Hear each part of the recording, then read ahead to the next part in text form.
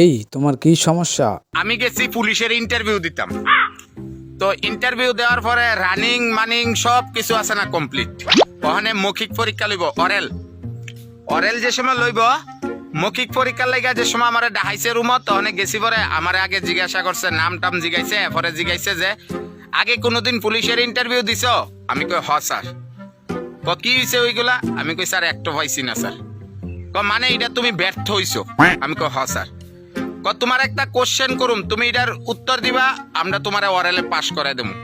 আমি কইছি স্যার কোন? জীবনে ব্যর্থতা, এই ব্যর্থতার মানে কি?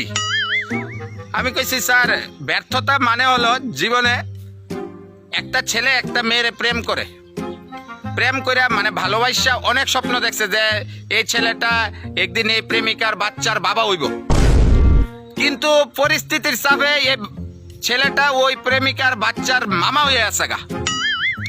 এটাকে স্যার ব্যর্থতা বলে। বুঝলাম না ব্যাপারটা।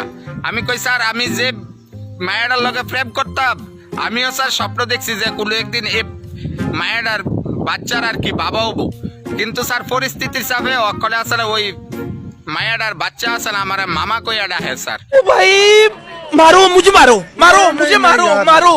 আমার লগে বিয়ে হইছিল স্যার, চাকরি পাইছিল দেখা। এলিগা স্যার এটাই স্যার জীবনের সবচেয়ে বড় ব্যর্থতা স্যার। বিশ্বাস করো বন্ধুরা, 12 দিন রিমান্ডে রেখে আছে না, ফিরতে ফিরতে আমি বলে আর কোনো উদাহরণ পাইছি না নি।